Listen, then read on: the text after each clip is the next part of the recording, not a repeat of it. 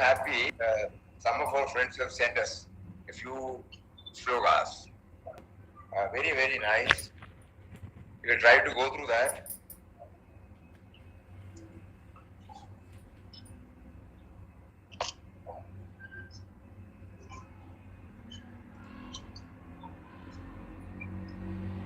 Example. Nowadays, don't worry about this example from Mother Nature and daily life. At least one example that will give, because through example we are trying to understand. Here, the example came up is the Jawan on one side of the boundary may have good relationship with the other on peace time. And when the war breaks out between the countries, he may have to shoot the other. He should not view from the individual standpoint, but by the dharma aspect. That means to protect his land. It can also be understood observing snakes, lizards, worms, insects who cast off their skin for their growth by a process called molting. A doctor or a lawyer removes his coat or gown while at home with his friends, relatives, and kids. We have to again do a little more polishing. And then another one,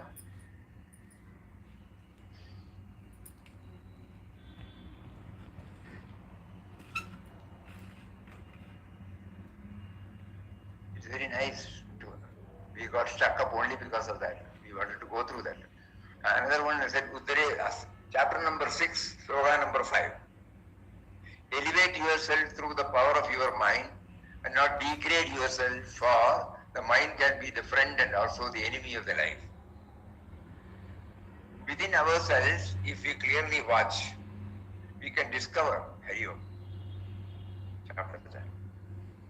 we can discover that intellectually we have a clean concept of a morally strong, ethically perfect, physically loving, socially disciplined, ideal picture of the man that we should be.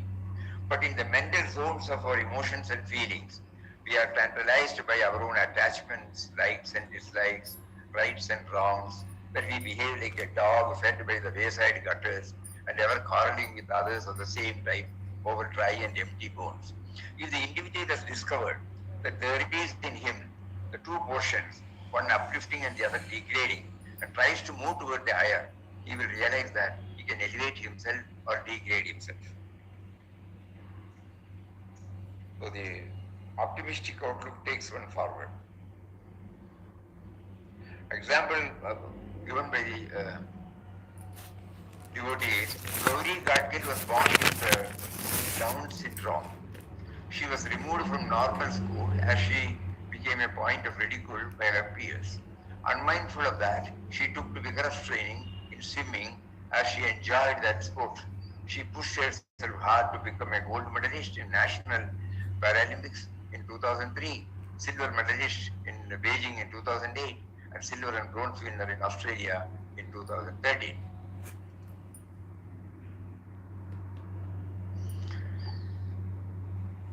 And then now, another one is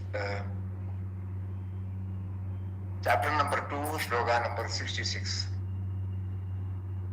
There is no knowledge to the unsteady, and to the unsteady no meditation, and to the unmeditative no peace. To the peaceless, how can there be happiness? Ashantasya kutasukam. The sliding now. A person who is unsteady in mind cannot truly meditate, as their thoughts remain restless and scattered. Even if they attempt meditation, their mind will constantly wander. Without a composed and quiet mind, peace remains elusive, and without peace, lasting happiness is impossible. These are the two examples. Once Samira went to the zoo. She was fascinated seeing the monkey jumping around all over tree in its cage. Then she went to the lake to see the beautiful white swans swimming peacefully in the water. She intently looked at both and then asked her mother, "Mummy, why is this monkey so restless and the swan so peaceful?" Her mom replied, "It is their nature to be like that." Samira added, "Why is it that I feel excited when I see the monkey, but feel like sitting quietly when watching the swans?" Mom replied, Samira, that's a wonderful question. The monkey is restless because its nature is to be in something new, which makes it hard for it to feel still. The swan, on the other hand, moves gracefully and calmly. Its nature is to glide smoothly across the water, undisturbed by the world around it. When you watch the swans, you feel calm because their stillness brings peace, just as quiet mind brings you peace. Samira thought for a moment. So is it better to be like the swan? Her mom smiled. It is not about being exactly like the swan or the monkey. It is about understanding your own mind. Just like the monkey, your mind can be very restless sometimes, jumping from one thought to another. But when you learn to quieten your mind like a swan in the water, you will experience peace and happiness. Steadiness of mind brings true peace, joy, Samir. Rupa was busy with her daily preparation for cooking. She washed and cut the vegetables and had everything ready to start when she noticed that her spice box was missing mustard seeds. She opened a drawer, took out a new packet of mustard seeds, ready to refill. As she started cutting open the packet, it rippled more than she expected. The tiny seeds scattered across the floor. She sighed in dismay, sat down to gather them. As she went down and carefully tried to collect the scattered seeds, they seemed to spread even further with every attempt. No matter how hard she tried, more seeds slipped out of her hands, rolled away. After a while, she stopped and quietly thought to herself, our mind is a lot like these mustard seeds. When left unchecked, it scatters in 1,000 directions, becoming increasingly difficult to gather. The more we chase our thoughts, the more they slip away, making it harder to find focus and peace. She took a deep breath, realizing that trying to rush or force things would not help. Slowly she decided to focus, picking up the seeds one by one with patience and calm. In that moment she understood, just like gathering seeds, bringing the mind to stillness required time, patience, gentle focus. Chapter number 5, slogan number 18. The truly learned with the eyes of divine knowledge see with equal vision a Brahmin, a cow, an elephant, and a dog eater. Man to man, creature to creature, there are differences in form, shape, color of the body, or the nature of the mind, or the subtlety of the intellect. But as far as life is concerned, it is the same everywhere, at all times. Example, an ocean has no difference of feeling from one wave and another. Gold cannot recognize itself as different in different pieces of ornaments.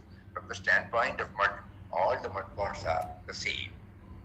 When rainfall starts, it rains on all regions of the earth equally, irrespective of whether the area is a sewage can, a beautiful lake, or a temple pond. Similarly, a teacher in a classroom teaches her subjects to all students in the class, not catering only to bright or full students.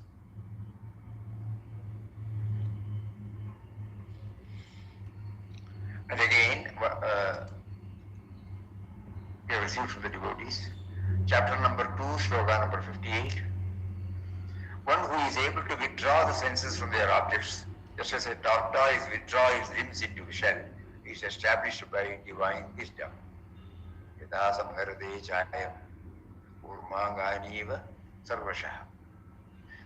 So, just as a tortoise instinctively can withdraw all its limbs into itself, even at the most distant suggestion of a danger, and feel safe in it, so too, a man of steady wisdom is capable of withdrawing all his conscious antennae that peep out through 5 sense organs. The tortoise, in search of food to sustain its life, when heard a little noise or any disturbance, withdraws all its organs under its shell. Through this, we come to know that withdrawing sense organs can occur only through self-control. This will surely help us to overcome problems. Stay even-minded in all situations. True refinement lies in unwavering equanimity. Example, the person who observes the Ekadashi found somebody who is celebrating his birthday, pressing him to take some sweet which he brought. He lovingly told him that he would take it next day. Self-discipline, stick up in the work, leads to quality of life. An employee we know, Ramaya, while working in job, got inspired by satsangs held by many Mahatmas.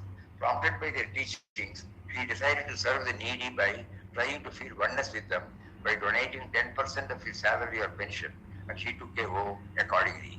When somebody asked for an explanation, he said, by trying to remember the Paramatma through Namdhyan Seva, we also try to live what Bhagavad Gita expresses to do. Now, these are all some of the things which we have started receiving now. It's a very, very encouraging sign. No matter how we present, as we said in the beginning, our idea is not to fill our mind with the academics, but by associating ourselves with the certain slogas, which touches and kindles something in us. And that drives us to an explanation by ourselves, not from the text. So the first starting point is the sloga. Whatever sloga, don't worry about any chronological order, this or that. We are not worried about that. Any sloga, suppose you keep on going through the Gita book, somewhere you stop and you look at it and then start watching. How do you understand it? Somebody else says something. Through that, are we in a position to understand it? We don't want the literal or textual meaning. How do we understand? When we put it in our own words, then we try, okay, that understanding has come through some examples. So we try to remember that example. And then after all these things, we try to give a caption. So in this process, what happens is, so many inspiring incidents that have been witnessed by us, that have been experienced by us, that have been told to us, it slowly wells up in our heart.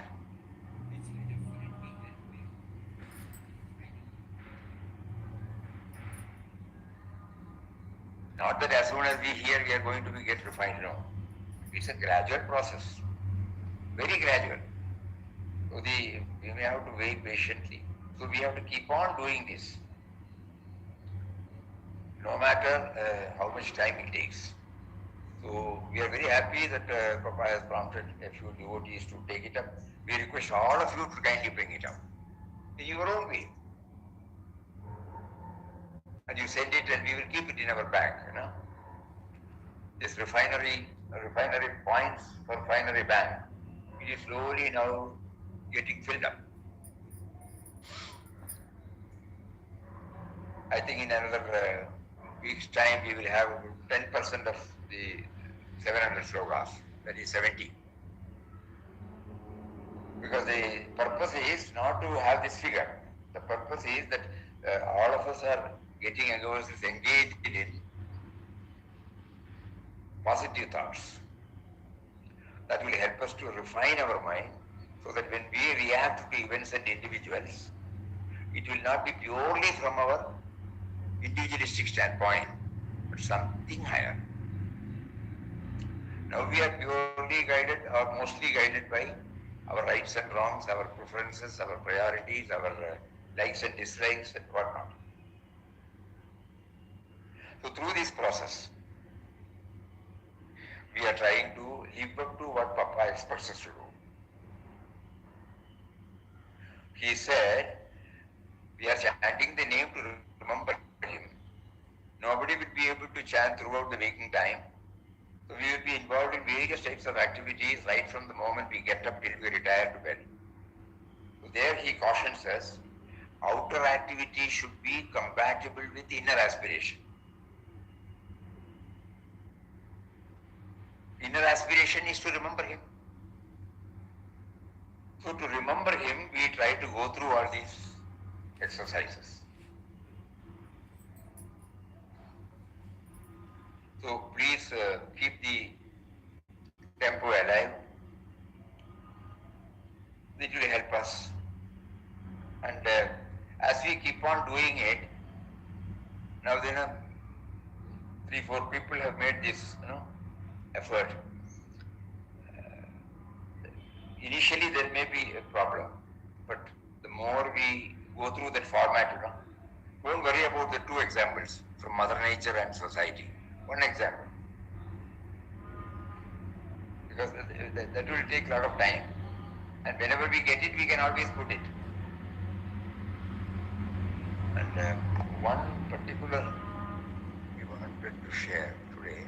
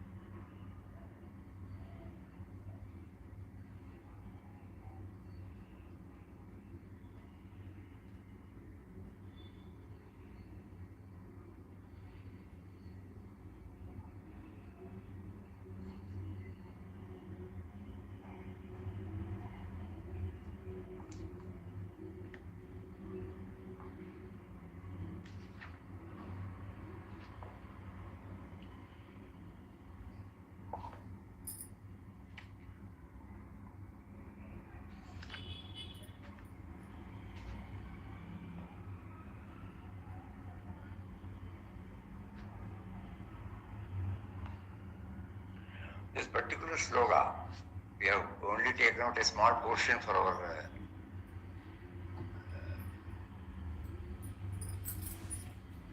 the next set. But when we went through Swami Chinmayanandaji's explanation, we thought we should share with you all. It is, in whatever way men approach me, even so I do reward them. My path do men tread in all ways, O son of Krita. In whatever way men approach me, even so, like that, I will reward them. Attachment and aversion are not the weakness of the Lord. He is a mass of dynamism, the source of all activities and achievements. We are given the equipment through which we can, as we like, invoke His infinite mind, cosmic mind.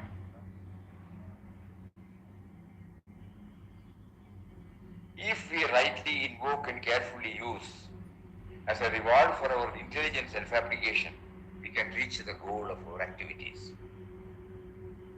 If we misuse them, the very same divine force can be the cause for our utter disaster. So cosmic mind, infinite mind, cosmic mind, that means always thinking in terms of me to me. The other one is me to me.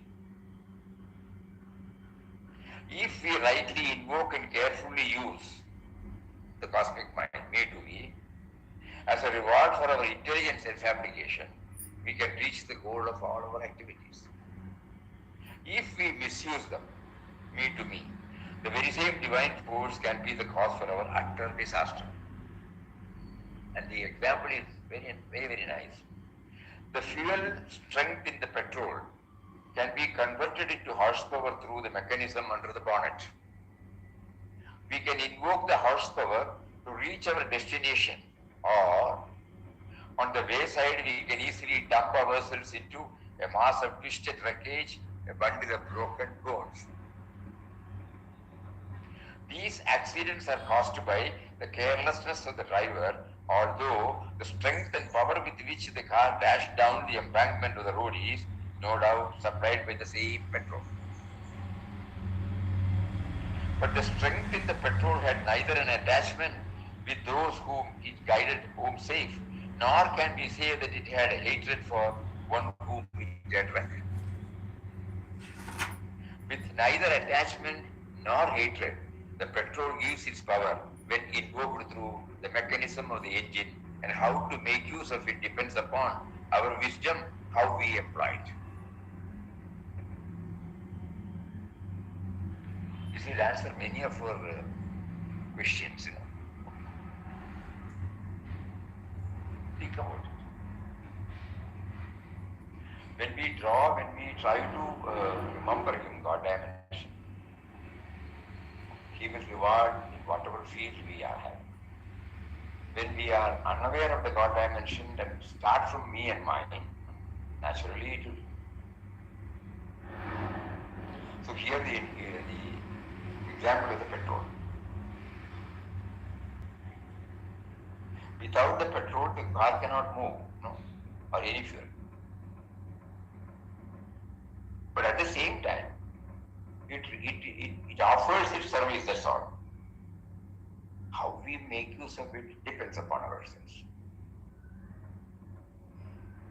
That Uttare Atmanatman, that we just now went through that now.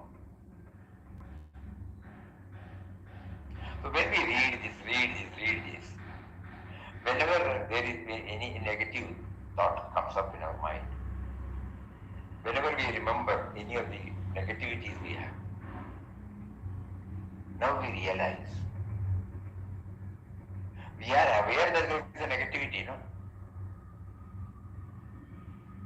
which is untouched by the negative effect. Positive and negative are known by us. It is inherent in us. That is the petrol.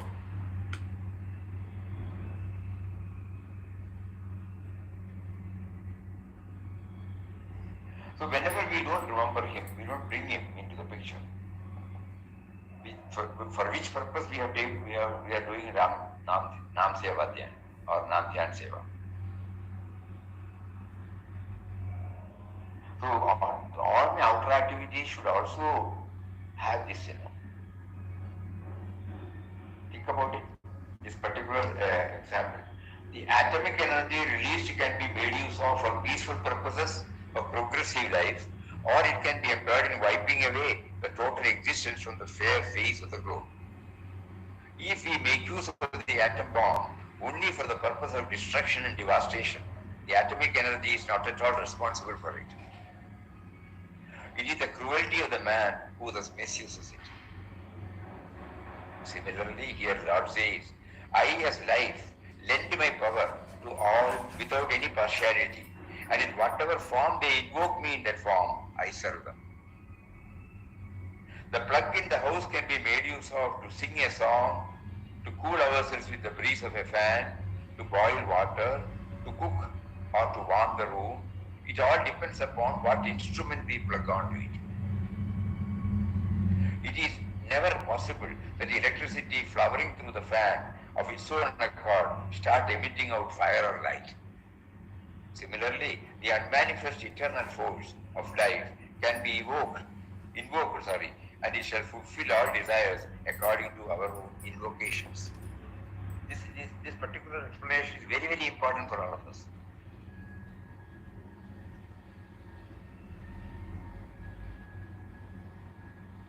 I will again read the example. The atomic energy released can be made use of for the peaceful purposes of progressive life, or it can be employed in wiping away the total existence from the fair face of the globe. If we make use of the atom bomb only for the purpose of destruction and devastation, the atomic energy is not at all responsible. It is the cruelty of the man who thus misuses it. Similarly, here Lord says, I, as life, lend my power to all without any partiality, and in whatever form they invoke me in that form, I serve them.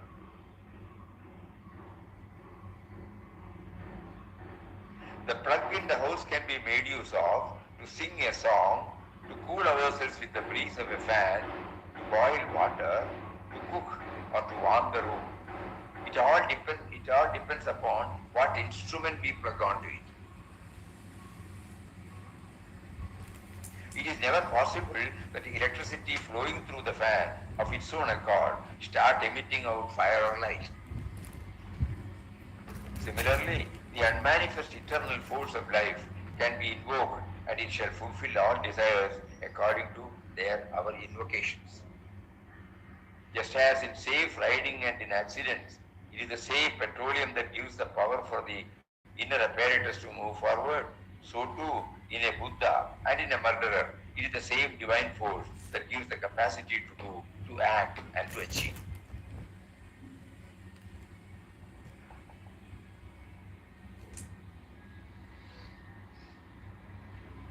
Normally, many people come, why that, no? And these tendencies, what we name it as cruel or negative tendency, when we trace its origin, the Gita also answers this. We are aware of the negative thing. Who is aware? So that is how we trace back its origin and try to feel that.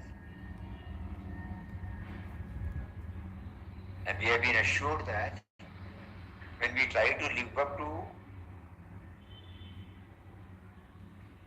what is expected of us, aligning ourselves with the God dimension, we will be able to slowly reduce our encumbrances. And in the next birth, it will be reduced. In the next birth, it will be reduced, and probably a stage comes when there is nothing, then we become one with Him.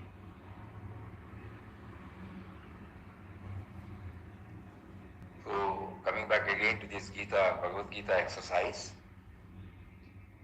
Papa is prompting everybody steadily, encouraging everybody to live on these, because apart from the Nama time, we are involved in activities. That is why in the Gita Sandesh, or in one article on Bhagavad Gita, Papa said, it not only answers the spiritual, it gives us some clues for spiritual progress, but also it answers to many of the problems faced by us in our field. So this refining should be there, refining our mind, and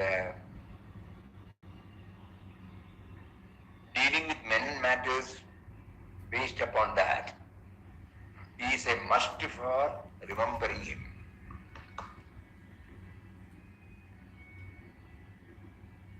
The other day we were telling about Tasma Sarveshu Kaleshu. Always I have to remember Him somehow. While I am involved in activities, I may not be able to do the same discipline which I have during my leisure when I am involved in activities. So this is a technique. This refining is a technique by which we are reaching the same result as we get from chanting.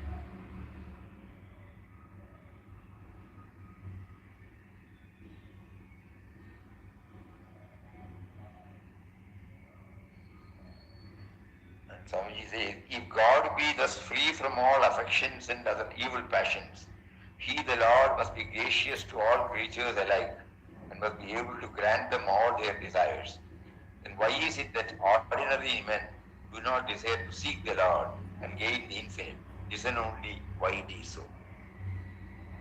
In the next answer, he answers that what is more important is now in us, these two are there. In one more stanza, he says,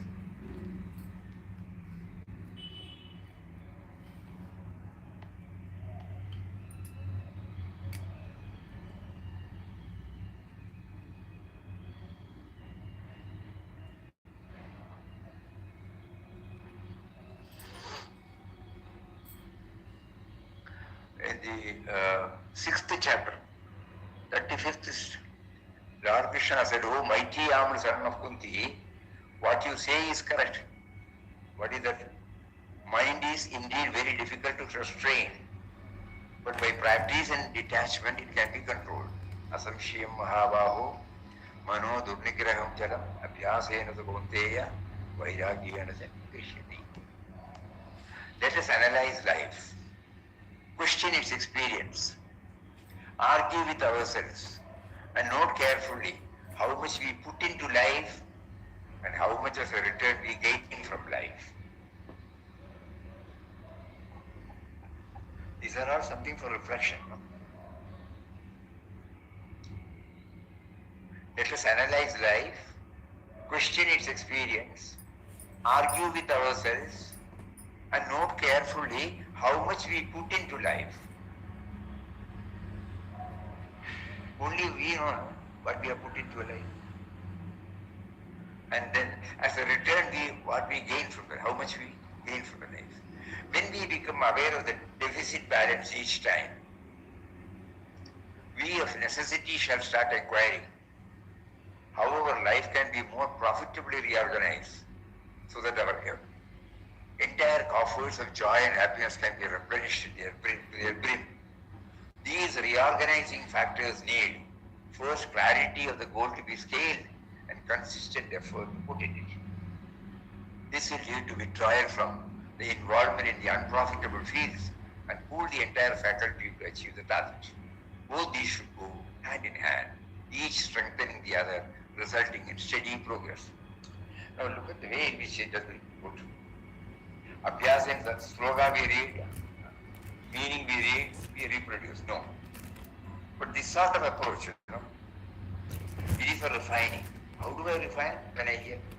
So here he says, Abhyasa and Vairagya, not the literal meaning we want.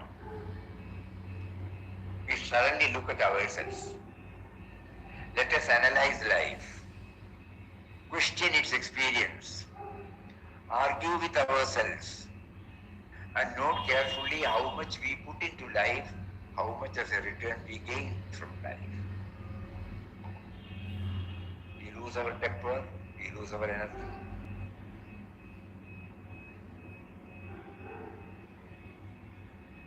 So next time when I start losing, I become aware of it now. At that time I don't become aware. So this evaluation helps me. Oh, I should not. And then what happens? So there's a deficit, Always I have only grumblings and complaints in my mind. That is the net result. That is the deficit. Instead of positive thoughts, God gave us opportunities to do this, to do that. Instead of that, we have only grumblings and complaints. So that's what he says. We of necessity shall start acquiring how our life can be more profitably reorganized so that our entire coffers of joy and happiness can be replenished to their brim. These reorganizing factors need first clarity of the goal to be scaled.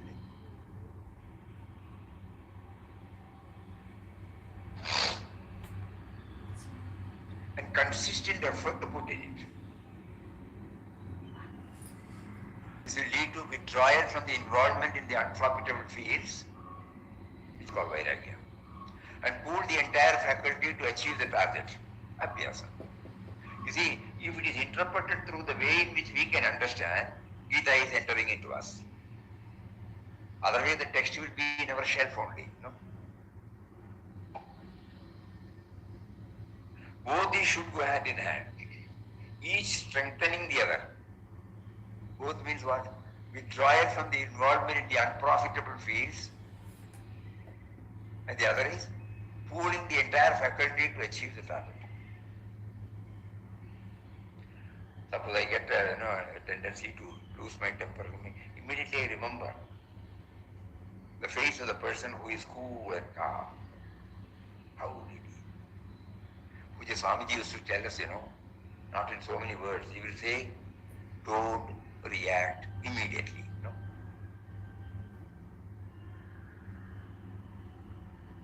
Instead of accelerating, we are putting a brake.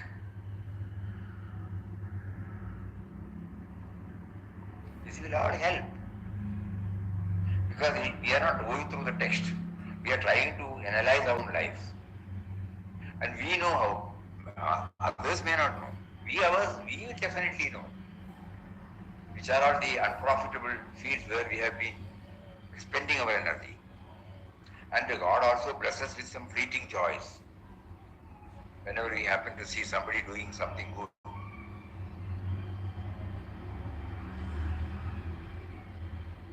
then we try to analyze why we felt so. Like the child asked, the swan and the monkey. Because when she saw the swan, the mind was becoming peaceful. That is the result for all of us. When we remember any good incident, any inspiring person's way of handling, it touches and kindles that value in us. Day for yesterday we said, Puja Mataji, simple words. When you see greatness in others, the same greatness is in yourself. When you see littleness in others, the same littleness is in yourself.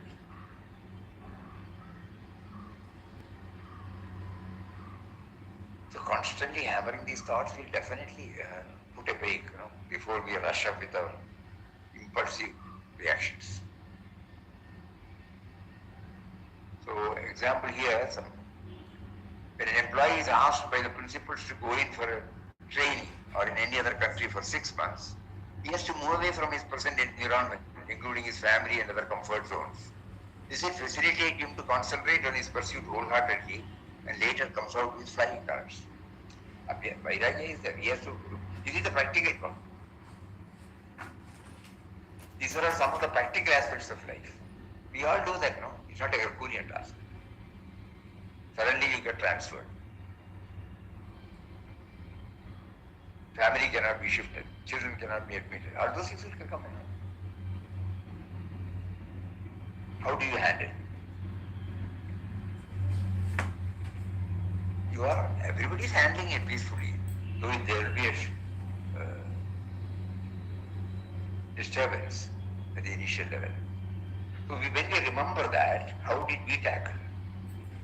We accepted it, yes, it's all right. Transfers are normal.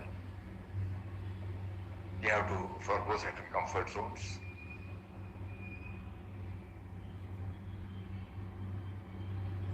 And then when we become more and more efficient there, when we put up a request, we may get, or we will transfer the family to our place, something like that.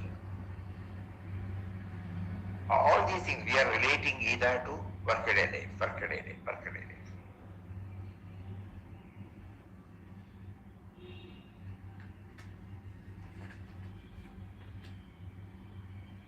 This is also very nice.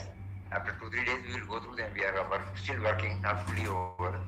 Chapter number 7, 25th sloka. Aham prakasha sarvasya. I am only reading the English. I am not manifest to everyone, being veiled by my divine Yogamaya energy. Hence those without knowledge do not know that I am without birth and changeless. That he keeps himself behind the curtain. Only to few he is aware. By the play of the triple temperaments, Sattva, Rajas and Tamas, one becomes confused and confounded, and to him the truth is not available for direct experience. We say no. Everybody says God is there, but I am unable to understand. Special instructions from teachers, coupled with the diligent practice on the part of seekers, are both necessary to put them on the process of moving towards the realization of one's own real nature. Even then, they may be vacillating in their efforts due to lack of clarity of the goal to be scaled. We all say that, no, with Papa's grace, but when we are shaken when something happens.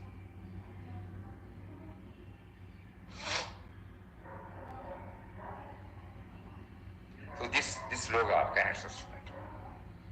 The example, all of you have heard this, but still it would be better to remember it again in this context. A mountain climber, after many years of preparation, started to climb, but it began to get very late. And instead of preparing his tent to camp, he kept climbing until it got very dark. The night felt heavy in the heights of the mountain. The man could not see anything. As he was climbing only a few feet away from the top of the mountain, he slipped and fell into the air, falling at a great speed. He kept falling. He was thinking now about how close death was getting. when all of a sudden he felt the rope tied to his waist pulled him very hard. His body was hanging in the air. He screamed, "Help me, God."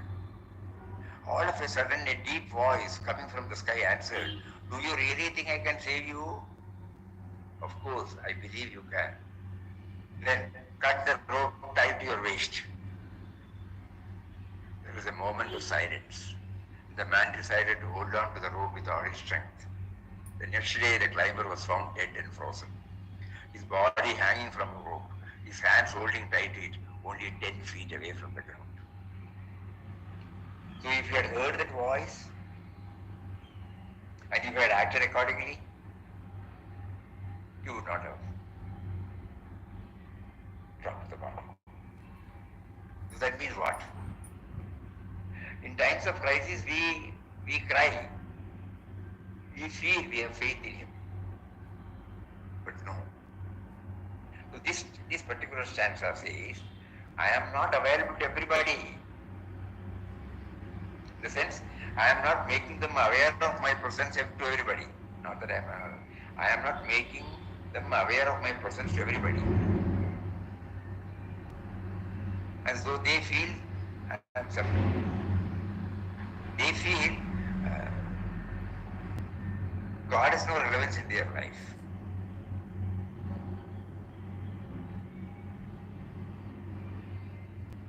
So this example, through this example we try to learn that when we rely on Him and act according to that, not merely rely on Him, and act according to that, and then we sit and go back to our own life, which are the moments when we cried, we were desperately praying for this and that. And then when it was not forthcoming, whether our faith was still firm or vacillating. It will be vacillating. But going through these will slowly enable us, no, don't vacillate.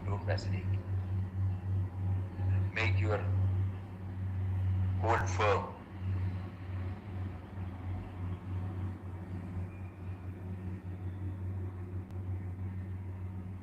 We remember the climber, how he met his death by not acting up to what he prayed for. This is a reminder.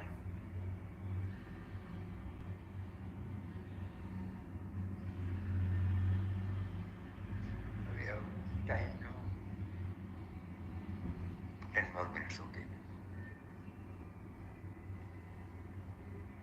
Multitudes of beings repeatedly take birth with the advent of Brahma's day and are reabsorbed on the arrival of cosmic night to manifest again automatically on the advent of the next cosmic day. These are all the 19th sloka of 8th chapter. Bhutagramam se evayam bhutva bhutva praliyate. So the unmanifested temperaments, capacities, inclinations in everybody during their sleeping state comes to manifest in the waking state. That means every day we are all subjected to the dissolution and creation.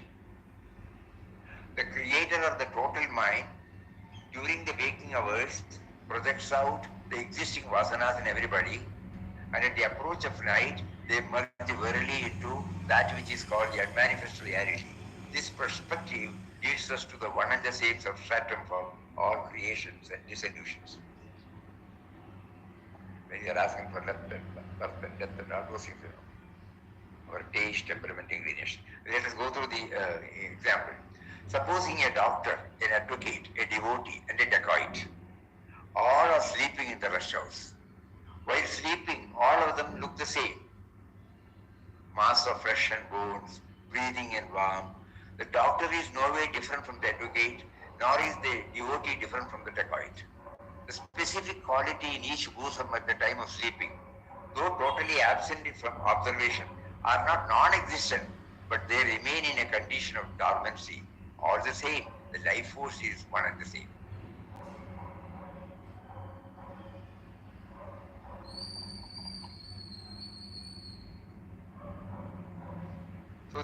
morning and evening,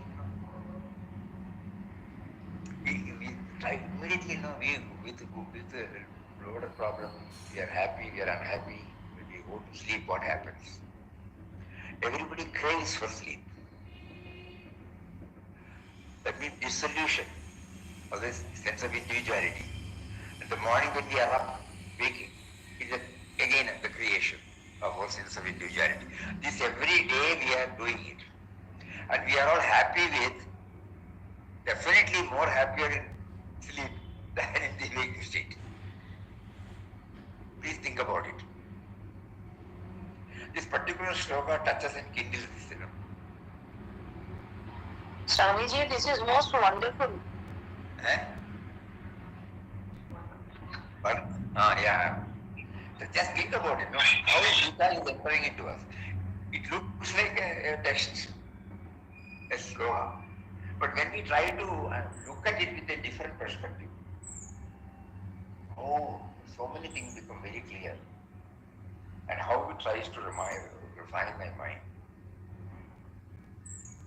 We are still in the process of the third set or fourth set. So then after that we will read it out. But I couldn't contain when we were working upon it that I should share it then and there. So when we are working on it, we feel, it is so wonderful that Gita is really helping us to enter into our very lives. God willing, Papa willing, probably in another 10 days time, we will have 10% of the 700 sons. We are not very much concerned about the figure, but certainly all these things help us. 70 shlokas, if each one gives us some idea, it will definitely help in our Nam Dhyan Seva sadhana. I will just read out the caption. Individualism distorts our vision. Arjuna says, Gandhi, everything is slipping. So then he becomes unaware of his duty, So individualism distorts our vision. Never be carried away by ups and downs. Matra sparsha.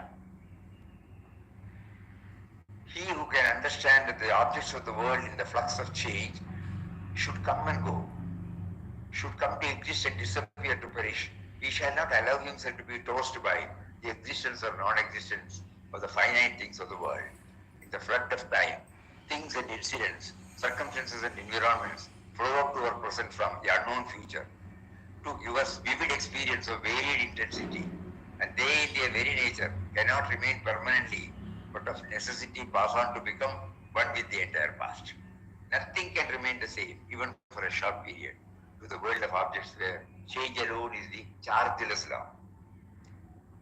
When somebody wants to set up an establishment, there will be so many hurdles, but he will never get dispirited, but goes forward in tackling every issue with fixed resolve, sustaining faith, optimistic outlook. Though the obstacles might create disturbance for a while, it will dampen his enthusiasm, because unknowingly or knowingly, he takes everything for a stride. He draws inspiration from the revelations of successful entrepreneurs who have undauntingly and tirelessly pursued their goal, reaching the same. We need to look at ourselves right from our childhood up to this moment, and we'll realize that by default, I have moved forward, accepting every situation as this will also pass away. This particular stanza replace the present with the move toward the future. Teaches are complete. Develop positive indifference in all trying circumstances. Identifying the essence of in everything that leads to a sense of equality. Vidya, Vinaya, Sampanne. Identifying the essence in everything. Consistent effort and suiting self-denial should go together. Vairagya, for this, another explanation. Let us question, have you said? Lack of clarity results in failure. Surface level differences blind the common base. Realize the interconnectedness of the action and the feel.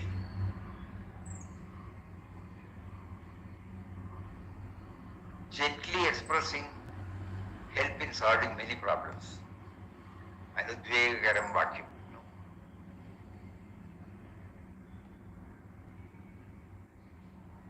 An example I will read. Once a heated argument on a crucial issue was going on between two segments of plantation industry. It was crossing the boundaries of decency and decorum. At that time an elderly planter got up, pleaded them with folded hands to sit and hear his words, to which they responded. Then he, in a calm and serene manner, placed the various pros and cons, stressed that both segments are the two sides of the same coin, and what is needed is not to quarrel, but to find a solution acceptable to all, because all are interlinked and interdependent. His soothing words, tone, body language had a tremendous impact on everyone, and finally led into collective discussion, resulting in a compromise. Anudvegakaram, beautiful, It is the tapas on the Anudvegakaram vakyam satyam priyahitam jayate. So this is the austerity of speech. And then the last one, not last one, rely on own inherent tendencies. Any amount of listening cannot make one gain in one's wisdom. The knowledge gained through reading or listening must be assimilated, brought within the warp and woof for understanding. Then alone knowledge can become wisdom. That means after reading or hearing, one has to think independently and do sufficient reflection, Manana. It should not be forgotten that each one must reach the goal only in the original way and follow and do not follow anyone outside, because every one of us is unique, and hence the path also has to be unique. We can sow the seed of a vegetable in a conducive atmosphere and it sprouts. We nurture it, water it, serve it with manure and fertilizer, keep it in the required sunlight, but cannot force to grow and yield. That phase is exclusively rest with the plant. It has to come out by itself, based upon its inherent characteristics. This applies to every living being, including human being. So when he says this, I have explained to you this knowledge that is more secret than not secret. Ponder over it deeply and do as you wish. Yadechasi tathaku. Whatever, the meaning is different for us now. He has provided all these things. Now you think and do what you feel like doing. That means that this example, we can sow the seed of a vegetable in a conducive atmosphere and it sprouts. We nurture it, water it, serve it with manure and fertilizer, keep it in the required sunlight, but cannot force to grow and yield. That phase is exclusively rest with the plant. It has to come out by itself, based upon its inherent characteristics. This applies to every living being, including human being. So, tomorrow also you may kindly, today you can send 1 or 2 or 3, we will again go through that. And whatever we have already covered, we will again repeatedly go through that. Because our purpose is not to bring out how many numbers we have. We will again try to go through the whole thing, right from the first set, second set, and the third set. For the third set, we don't have the explanation. We are trying. And this is the fourth set. So, we will go through it again and again and again and bring out one or two new ones. This is how the process is now on. So that everybody is now, and I am very happy, 3-4 people were definitely, they took the lead. And in whatever form it comes, don't worry, send it. We will put it in the format. And by hearing the format, by going through it again and again, all of us will get trained to how to bring it out. Again I will repeat, first we identify a shloka, we go through the meaning, because we are not conversant with Sanskrit. Then think for a while. What do you understand based upon your life. And then try to bring an anecdote or example. Then give a small explanation for what do you feel. And then finally the caption. So one sloga a week is not a tall order. All of us can try that. We pray to Papa who is prompting us to do all these things for his continued blessing so that we try to move forward to make our Naam Seva Dhyan more and more effective. Hari Om. Om Shri Ram Jai Ram Jai Jai Ram.